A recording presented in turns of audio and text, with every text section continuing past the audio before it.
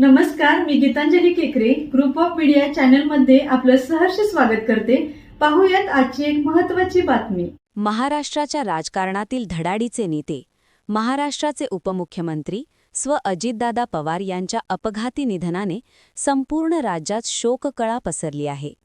या दुःखद घटनेवर कोडोलीत जयंत प्रदीप पाटील व यशवंत शिक्षण प्रसारक मंडळाच्या वतीने श्रद्धांजली अर्पण करण्यात आली।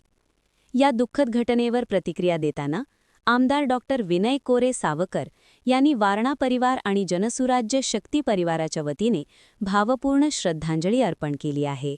महाराष्ट्राच्या राजकारणात 1990च्या दशकापासून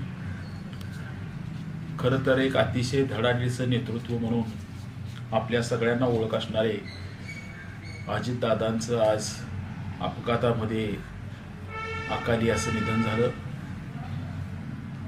कार्यकर्त्यांनी काम कसं करावं, कामाच्या दर्जाबद्दल लोकप्रतिनिधींनी किती जागरूक असावं,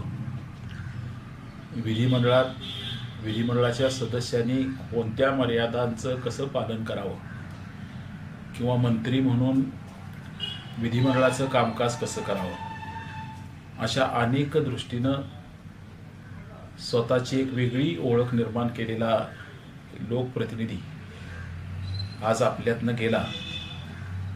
मला वाटते माझा आणि त्यांचा ऋणानुबंध जवळजवळ 31 वर्षापासूनचा। 1995 साली ते पहिल्यांदा महाराष्ट्राच्या मंत्रिमंडळात राज्यमंत्री असताना वारणानगरला मी पहिला मोठा कार्यक्रम त्यांचा आयोजित केला होता आणि मग त्यांच्याबरोबर आमदार म्हणून मला काम करता आलं, त्यांच्या मंत्रिमंडळात काम करता आलं आणि म्हणून मला असं वाटते की एका चांगल्या नेतृत्वाला महाराष्ट्र आज पोरका झाला।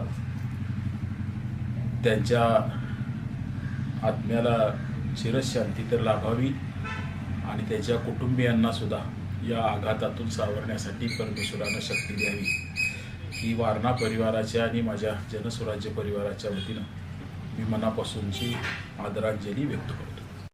महाराष्ट्राचे उपमुख्यमंत्री अजितदादा पवार यांच्या अपघाती निधनाने संपूर्ण राज्यात शोककळा पसरली आहे।